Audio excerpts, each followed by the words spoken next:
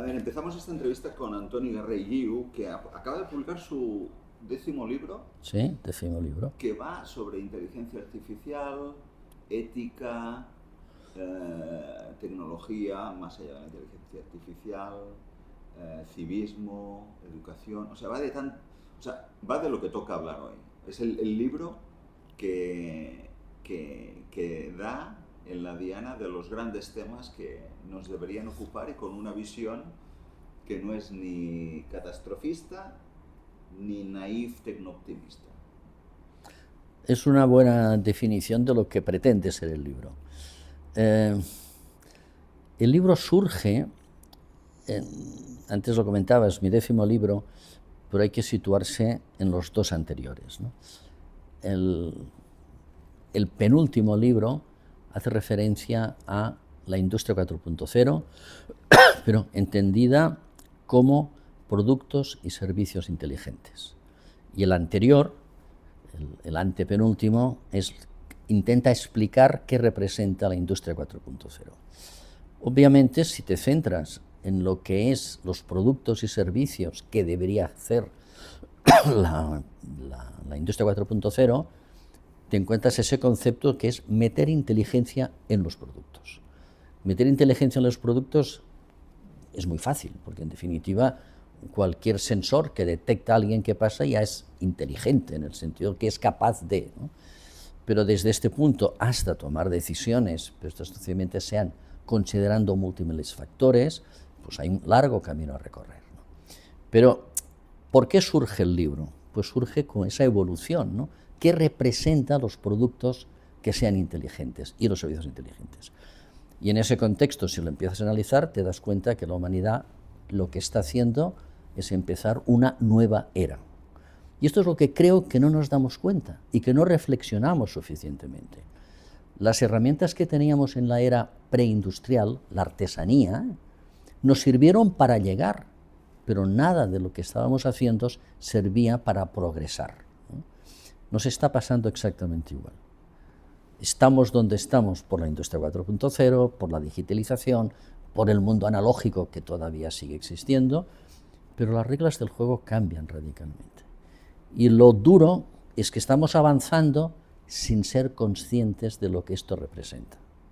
El libro lo que pretende no es dar respuestas, pero lo que pretende es intentar justificar por qué estamos en una nueva era de la humanidad y a partir de ahí abrir todo un conjunto de abanicos que hemos de reflexionar si no queremos que esa nueva era nos aparte y sea como un tsunami que nos deje atrás. Porque tienes la sensación de que la gente no es consciente de que estamos ante una nueva era porque cada día pasan tantas cosas que no da tiempo de pararse un momento a pensar. Yo creo que son dos cosas. Una es que efectivamente todos tenemos la sensación de que el tiempo se ha acelerado, ¿no? Algunos dicen que es que la Tierra gira más rápido, ¿no? Algo hay de eso, cuando ya se plantea que habrá que ajustar los años bisiestos, ¿no? Pero serán cosas de milisegundos o de segundos. Esa sensación de que el mundo va muy rápido, efectivamente es porque nuestro cerebro tiene una capacidad de procesar información.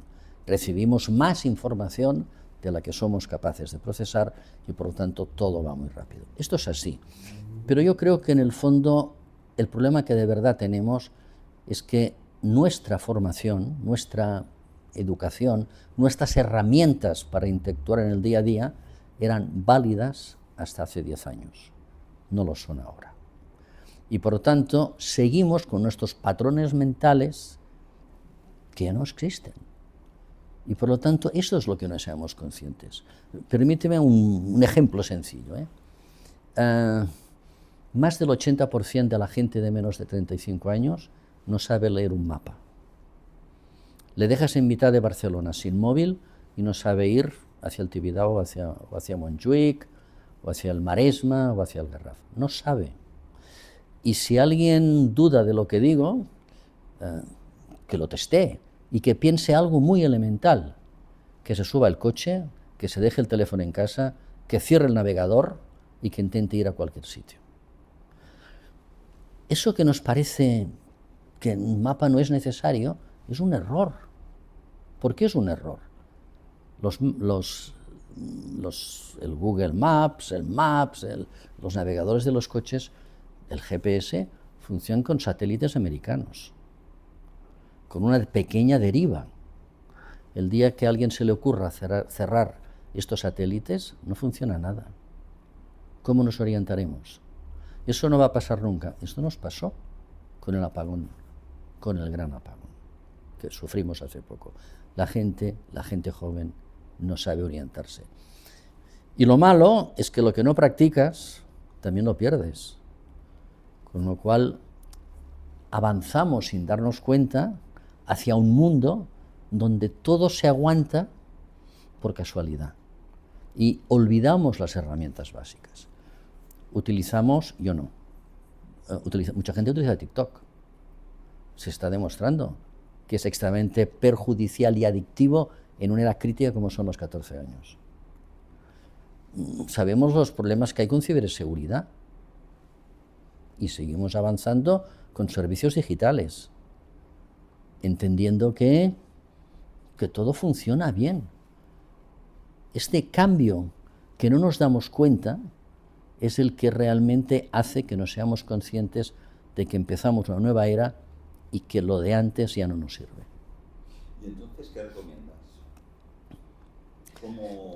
A ver, yo en esto siempre hay, la receta siempre tiene 3 puntos. El primero es saber qué ocurre, por qué ocurre y qué puede ocurrir. Y si sigo con algo tan elemental como es los navegadores, o sea, ¿qué ocurre? Que sin navegador no se ir de un sitio al otro. ¿Qué puede ocurrir? Que el navegador no funcione. Tercer punto, si el navegador no funciona, ¿cómo me orientaré? Si eres consciente de lo que ocurre, por qué ocurre y que lo que puede ocurrir, la respuesta es sencilla. Tengo que tener plan B de las cosas y por lo tanto no debo dejar de aprender aquellas cosas que en los momentos que la normalidad no existe soy capaz de moverle, ¿no? Luego, tomar conciencia de los problemas es el primer punto fundamental que hay que hacer. ¿Tú crees que la falta de conciencia es ciudadana, colectiva, gubernamental? Esta es una buena pregunta. Es una buena pregunta porque la respuesta, como todo, tiene muchos matices, ¿no? El primer responsable número 1 es la formación. Tenemos una formación absolutamente analógica, de la era analógica, no ha cambiado nada y por lo tanto no estamos recuperando o impulsando aquellos elementos que son claves en periodos de cambio. Porque esto es lo más importante. Cuando ya estemos de pleno en esa era digital, todo será normal, todos nos habremos acostumbrado. Pero cuando estamos en un periodo de transición, como el que estamos, aunque ya estamos empezándolo de verdad, no tenemos los horizontes dibujados, no sabemos cuáles son las palancas donde apoyarnos. Y por lo tanto, ante la incertidumbre, nos hemos de dotar de más herramientas para afrontar ese tema, ¿no? Por lo tanto, el primer problema es la formación. No tenemos la formación adecuada para afrontar estos problemas. El segundo problema que tenemos es un problema económico-social. ¿Qué quiero decir económico-social? Que alguien apostó de verdad por la tecnología como un instrumento, 1, de competitividad, 2, de dominio, que son 2 cosas distintas. Y en esa lucha entre competitividad y dominio, Europa la ha olvidado. Y nosotros, europeos, nos hemos quedado un poco distraídos, ¿no? ¿Qué ocurre con eso? Que cuando uno no tiene posiciones fuertes en los temas, ya sea por poder o ya sea por competitividad, están en manos de terceros. Hoy en día quien mueve la economía digital básicamente son americanos. ¿Qué quiere decir eso? La economía digital lo que hace es eliminar todos los eslabones de la cadena productiva y de la cadena de consumo. Y lo que hace es todos fagocitarlos y se queda arriba de todo. Si eliminas los puntos intermedios donde generabas valor y todo el valor se queda arriba, ¿dónde van los beneficios? A un solo punto. ¿Dónde se tributa? Donde esté localizado este punto. Con lo cual eso implica cargarse, con lo que significa la palabra economía de proximidad, economía del territorio, y lógicamente los impuestos bajan. Y por lo tanto, difícil de mantener estados del bienestar. Si nosotros no tenemos plataformas propias, difícilmente vamos a quedar las plusvalúas en nuestro territorio y las podremos convertir en progreso económico y social de nuestro territorio, ¿no? Por lo tanto, este es el segundo tema. Por tanto, hay un tema realmente, sea del mundo empresarial, sea del mundo privado, sea del mundo público, de apostar de verdad en convertir la tecnología como una herramienta capaz de productividad. Además, luego viene el tema del poder. ¿Qué significa el poder? Que tenemos unas herramientas que nos pueden manipular absolutamente, y esto no hace falta darle demasiadas vueltas. ¿Manipular con qué criterios?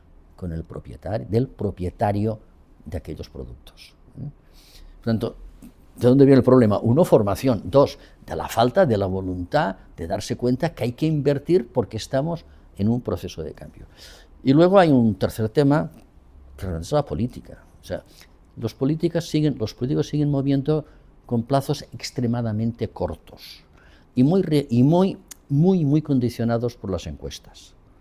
Y por lo tanto, es difícil tomar proyectos y hacer inversiones a muy largo plazo. Y en esos temas asociados a un cambio de era hacen falta hacer proyectos a largo plazo. Te he citado 3, formación. Si no empezamos ahora, no vamos a tener resuelta la formación dentro de 10 años. ¿Y por qué no se cambia de un día para otro? Si no decidimos tener nuestra autonomía, nuestra soberanía tecnológica y la protección que está asociada en estos campos, no es que no vamos a llegar, es que nos vamos a quedar más allá de la periferia. Y en el cuanto político, 3/4 de lo mismo.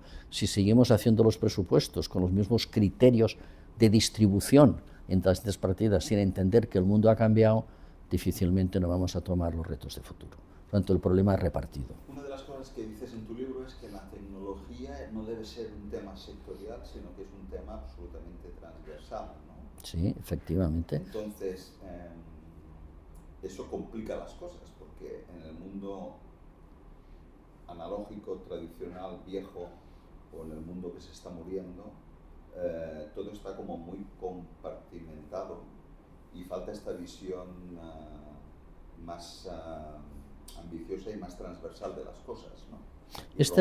Romperlos, cada uno su parcelita. Sí, y esto es una visión real, ¿eh? Y esto es uno de los problemas que hay. Pero si te miras un poco más allá de lo que es la evidencia de la funcionalidad tecnológica, vas un poquito más allá, fíjate que las nuevas herramientas de verdad transformadoras de nuestra cotidianidad son herramientas absolutamente transversales y que sirven para todo. Y lo único es que se customizan.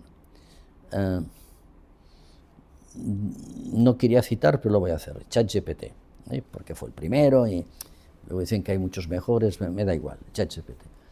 ChatGPT sirve para todo. Depende de tu uso. O sea, sirve para resolver ecuaciones diferenciales, sirve para preguntarle explicando tus dolencias, ¿no? Tengo tos, estornudo, para que te haga un prediagnóstico. Sirve para, el otro día me lo decía uno, sirve para hacer poesía. Esto es una herramienta transversal, no tiene nada de compactación. Y esa herramienta transversal es mucho más fácil de rentabilizar porque tiene múltiples aplicaciones. Y es cada uno de nosotros que la customizamos para nuestras necesidades.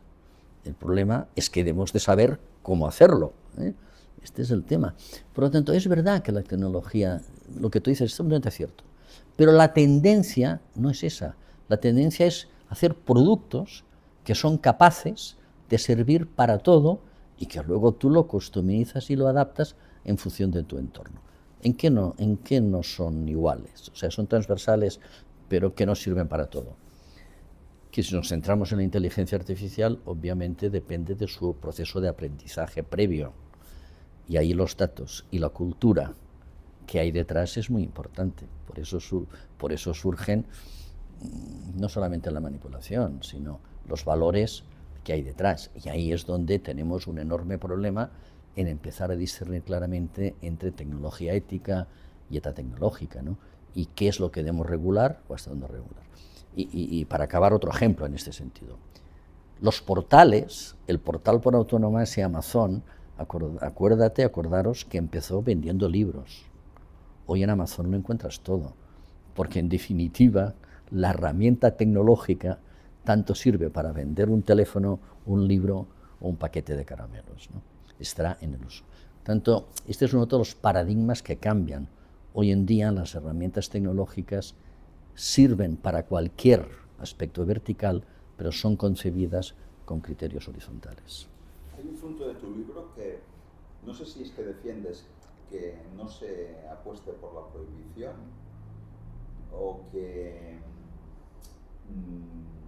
se potencie más la pedagogía y la educación para evitar acabar prohibiendo. Es decir, como si, de acuerdo que hay que proteger a los menores de herramientas muy evidentes, ¿no?, que están demostrados que perjudican a su salud mental, etcétera, pero que esa no es la única vía, sino que tendría que haber otro... El problema, o sea, prohibir no soluciona las cosas. Prohibir soluciona en ecosistemas cerrados. El mundo no es un ecosistema cerrado, ¿no? Y por lo tanto, por mucho que prohíbas, siempre hay una vía de salida, ¿no? Cuando hablamos de esos temas, yo pongo un ejemplo. Tú llegas a China y no puedes utilizar el WhatsApp, o no puedes utilizar Google Maps. Yo llego a China y utilizo el WhatsApp, ¿no? ¿Por qué? Porque me instalo el software adecuado, no solamente la eSIM para poder utilizar el teléfono, sino que me instalo el VPO para saltarme, y por lo tanto es como si me conectara, en mi caso la que utilizo es como si me conectara desde Cataluña, ¿no? Por lo tanto, pensar que en el mundo digital se le pueden cerrar, se le puede perjudicar, dificultar, pero no desterrar. Por lo tanto, prohibir no es la solución. La solución está en educar en su uso y utilizar la herramienta por la que debes utilizarla. No, hay que prohibir las redes sociales, lo que hay que regular es su uso. Y algunas que son claramente que atentan a los valores que caracterizan nuestra sociedad, hay que poner todas las dificultades del mundo en que sean utilizadas. Y si las puedes prohibir, prohíbelas, pero en ese contexto que te decía antes. Pero que las redes sociales son malas, hombre, yo creo que LinkedIn es un buen instrumento para la gente en los temas de trabajo. Por lo tanto, lo que hay que hacer es saber utilizar las herramientas sociales. Internet es una excelente herramienta como la enciclopedia del mundo. Hay que enseñar a la gente a utilizar adecuadamente Internet para documentarse, no Internet para ver pornografía, para ver, escuchar clips, vídeos que son claramente leccionadores, que lo que pretenden es condicionarte o manipular la reactividad. En la misma línea, hay que enseñar a la gente a distinguir entre la verdad y la mentira, y esto es posible, ¿no? Esa acción-reacción, ¿no?, envío y reenvío sin meditar, ¿no?, que fomentan las redes, esto forma educación. Por lo tanto, ¿soy partidario de prohibir? No. ¿Soy partidario de limitar el uso lo máximo posible en aquellas cosas que sabemos que van contra los valores, contra la cultura? Sí. Pero lo que soy excelente partidario es de educar para utilizar las cosas en provecho del progreso económico y social. ¿Qué futuro crees que le queda o espera a Europa en la carrera de la IA? Si me dejo llevar rápidamente por la primera pregunta, por la primera reacción, Europa vive a la segunda decadencia romana. Acordad que lo hizo el imperio fue que las fronteras las protegieran los bárbaros, y les pagaban los bárbaros del norte para que les protegieran las fronteras. El siguiente paso fue: por el mismo precio me quedo con el imperio entero, ¿no? Por tanto, esto es mi primera noción, es de Europa está en esa dulce decadencia romana. Sin irme hace 2000 años, y me quedo hoy, ¿no? Y me quedo hoy. A ver, Europa es más o menos, números redondos, tiene entre el 7 y el 8% de la población mundial. Se gasta casi el 50% del presupuesto de todo el mundo en políticas sociales. Eso ya se ve que no se aguanta. O sea, pensémoslo fríamente, es decir, el 7% de la humanidad nos gastamos el 50% de todo el mundo en políticas sociales. lógicamente los recursos son limitados. Si queremos de verdad apostar por el futuro, si queremos de verdad no depender de terceros, no nos queda más remedio que variar ese concepto de en qué nos gastamos las cosas. Y partiendo de un criterio, la deuda siempre acaba devolviéndose, o hay una guerra, pero se acaba devolviendo. Lo que no es legítimo ni ético es endeudarse pensando que nuestros hijos o nuestros nietos ya lo devolverán. Esto es robar el dinero a las futuras generaciones, ¿no? Por lo tanto, este es el escenario en que se monta Europa. Por lo tanto, la primera reacción, ¿no? La primera reacción es decir, ¿qué futuro tiene Europa? Malo, malo, porque hemos de variar, o sea, no podemos dedicar tantos recursos a temas sociales, nos hemos de apretar el cinturón para ir pensándonos en las futuras generaciones, ¿no? Tanto, malo. Ahora bien, Europa tiene un PIB alrededor de los 19 billones, el mismo que China, 4 o 5 por debajo de Estados Unidos, luego tiene una capacidad económica enorme y tiene una capacidad científica enorme. ¿Qué es lo que no hacemos bien en Europa? Convertir el avance científico y tecnológico en progreso social. No sabemos innovar, la célebre paradoja europea, y dividimos. O sea, vamos a dedicar recursos a inteligencia artificial y los dividimos entre los estados de la Unión. Los Estados Unidos nos dividen entre... No, Europa necesita políticas unitarias, más Europa y menos estados. Tenemos capacidad, tenemos recursos, tenemos talento, lo que falta es voluntad política de dirigirnos para no depender de terceros y que los ciudadanos hemos de ser menos egoístas, pensar más en los hijos, en los nietos y por lo tanto aceptar ciertos recortes sociales. ¿Qué te sugiere el informe Draghi? ¿Crees que es el camino que va a tomar Europa o que se va a quedar en un cajón? Yo quiero pensar que es el camino que va a tomar Europa.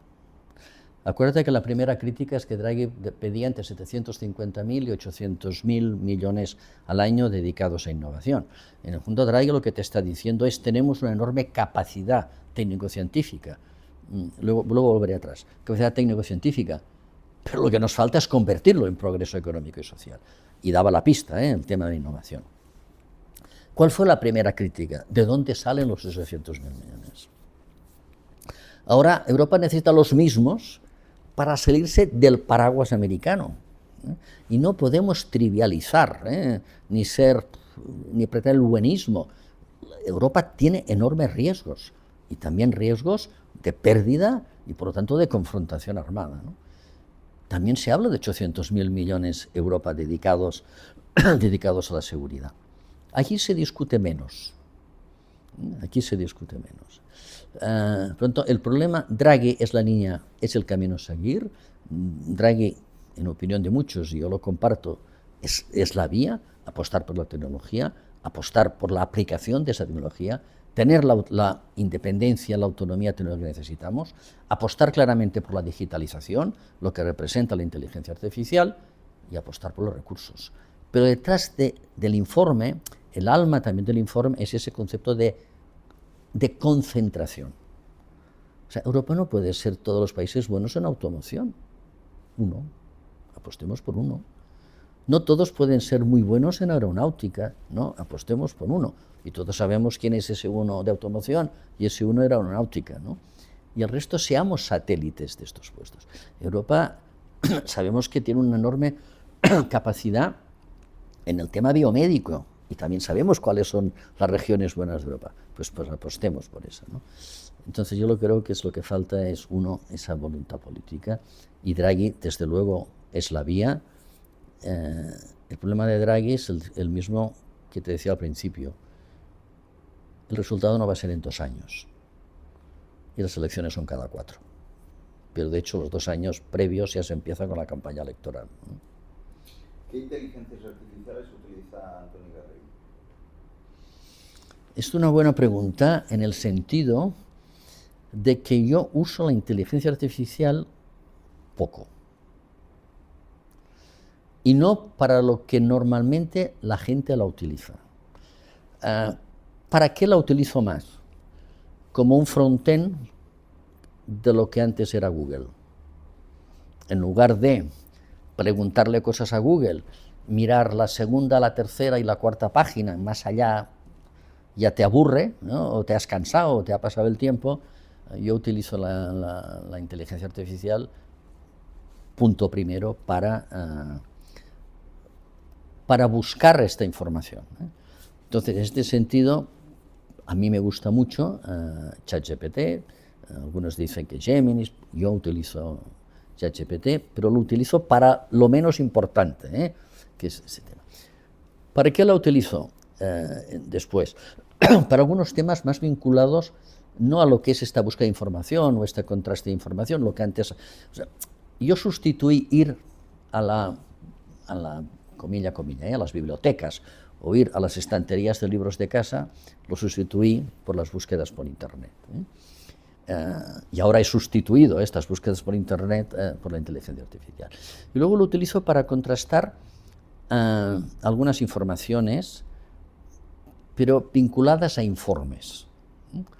Es decir, los informes te dibujan un análisis, te dibujan un escenario y luego te proponen soluciones. También lo utilizo en estos casos para coger estas hipótesis de partida que conducen al quien lo ha redactado a hacer un análisis, a introducirlos al sistema para ver si las propuesdas que me hace coinciden o no coinciden y argumentándolas, ¿no? Estas son las dos cosas básicamente para las que las utilizo, y digo que las utilizo, muchos las utilizan mucho más, ¿no?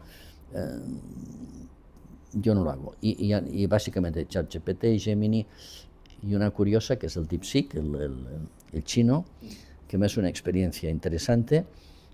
Me acuerdo una vez que le pregunté qué eran las 4 plagas de China y sobre Mao, empezó a explicar, acabó la primera línea, la borró, volvió para atrás y decía, podemos hablar de otro tema. Es decir, que también tiene censura. Y en el papel de España o el papel de Cataluña-Barcelona en el tema de la IA, como economista o como ingeniero, es uno de los... ¿cómo lo ves? Pues que tiene un futuro enorme si se lo toma en serio. El tema de inteligencia artificial en Cataluña no es nuevo. En el año 90 o 92, una spin-off de la Universidad Autónoma de Barcelona, AIA, dirigida por Regina Llopis y su marido, los dos físicos, ya hicieron 2 sistemas, uno se llamaba EVA y otro Adán, de aprendizaje asistido, era EVA, y aprendizaje no asistido, que era Adán. Entonces te estoy hablando de hace 25 años, no, perdona, 30 años, 90, 95, 30 años. Que además, a través de esto, luego lo aplicaron, tanto en el Banco de Sabadell como en la Caixa, en temas de perspectiva de futuro. ¿Cuánto dinero le poner en un cajero? ¿Cuánto? En aquella época había el Centro de Inteligencia Artificial, un poco hacia Gerona, un poco más hacia el Maresma, y el Instituto de Robótica Industrial. Un claro deferente en la robótica, si bien en aquel momento la robótica era más mecánica. El IRI, Politécnica CSIC, para quedarme sin irme muy lejos, ¿no? El IRI CSIC fue uno de los primeros en que se convirtió además en la robótica cognitiva, ¿no? Y pronto ya incorporación de la inteligencia artificial. Es uno de los primeros países que ha puesto en marcha una carrera de inteligencia artificial. Es decir, Cataluña tiene un enorme potencial en 2 herramientas básicas, que son la robótica y la inteligencia artificial. ¿Qué hay que hacer? Creérselo. ¿Y qué más hay que hacer? Darles recursos. Y no dejar que esto se acabe siendo publicaciones solo en congresos o en una estantería, sino montar aquellos instrumentos que son capaces de estos avances que consiguen hacerlos llegar de verdad a la sociedad. Hace, creo, 10 años que el IRI ya montó un coche autónomo que lo estuvo probando por el Campus Norte. Tanto Cataluña en este sentido tiene bases muy sólidas para tomarse. Lo que no debe hacer es aplicar lo que yo llamo cultura del priorato. La cultura del priorato, acuérdate que el priorato, tierra de vinos, cada señor del priorato tenía su terraza con sus parcelas, cada uno su trocito, cada uno. El vino del priorato era muy fuerte, pero tampoco tan muy bueno, hasta que llegó ciertas personas, empezaron a hacer fincas más grandes, aplicarle el conocimiento, concentrar. Yo el vino del priorato es carísimo y bueno. Lo que no hemos de hacer en robótica es querer hacer eso, ser del priorato. O sea, lo que algunos catalanes, ¿no?, que prefieren ser cabeza de ratón que cola de león. Hay que concentrar y hay que potenciar los centros que tenemos. Tanto futuro, mucho si nos tomamos en serio. ¿Alguna cosa más sobre tu libro que creas que... Bueno, el libro lo que pretende, que creo que es bastante el alma, es entender que como todo periodo de transición hay muchas paradojas que hay que resolver. Y por lo tanto yo lo que siempre, cuando hablo del libro, lo que invito es a leer fundamentalmente, no solamente a comprender, porque el libro lo que pretende es que uno se haga preguntas, ¿no?, y que vaya descubriendo, sino que preste mucha atención a las paradojas. Las paradojas, estas cosas que en función de cómo los miras es bueno o es malo, ¿no? El tema de la ciberseguridad, el tema de la tendencia manipuladora de los algoritmos, el tema de educación, se le dedica mucho espacio a la educación intentando justificar de por qué no es bueno. Y luego un tema que para mí es crucial, que es hasta cuándo hay que regular. Europa regula. ¿Y de qué sirve la regulación? Claro que sirve, pero no es la clave regular. La clave es avanzar en unos escenarios claros. Y por lo tanto, el libro intenta dedicarle mucho también a ese rol de Europa y de ayudar al que. Y lógicamente una reflexión final, que para mí es clave. La inteligencia artificial no es que nos supere, es que nos va a superar de largo. Porque hemos construido una sociedad que lo que valoramos es el proceso. Y jamás vamos a competir con un ordenador solo con proceso. ¿Qué es la contabilidad? Es proceso. ¿Qué es documentarse jurídicamente para defender una causa ante un tribunal? Es proceso, es buscar jurisprudencia. Fíjate que muchas veces las empresas, aquello dices, no, tú no piensa, aplica. No, vivimos justo al contrario.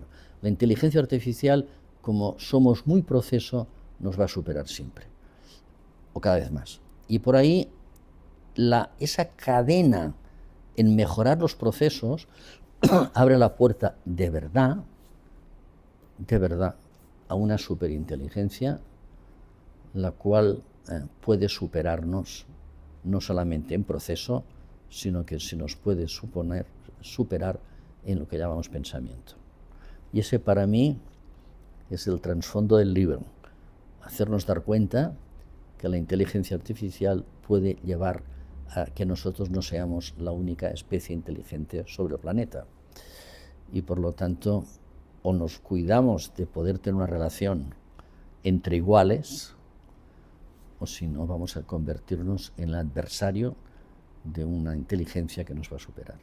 ¿Le pones fecha a esa superinteligencia? Entre 5 y 10 años. Todo depende de la cantidad de recursos que se les sigan invirtiendo. Porque tú ves el riesgo de una burbuja de la IA que pueda petar. Sí, pero no me preocupa en absoluto. Acuérdate cuando salió www, el World Wide Web, que todo el mundo decía que la burbuja, las .com, las .com. Sí, llegó la burbuja. ¿Y después de la burbuja volvimos a empezar o continuamos con más fuerza donde estábamos? Continuamos con más fuerza. Lo único que va a significar la burbuja es que mucha gente que ha invertido dinero en este sector tecnológico lo va a perder. Pero eso no va a hacer un retroceso. O sea, no hay burbuja desde el punto de vista del retroceso social. Hay burbuja desde el punto de vista que muchos van a perder dinero. Pues muchas gracias, Toni, y suerte con el libro. Gracias.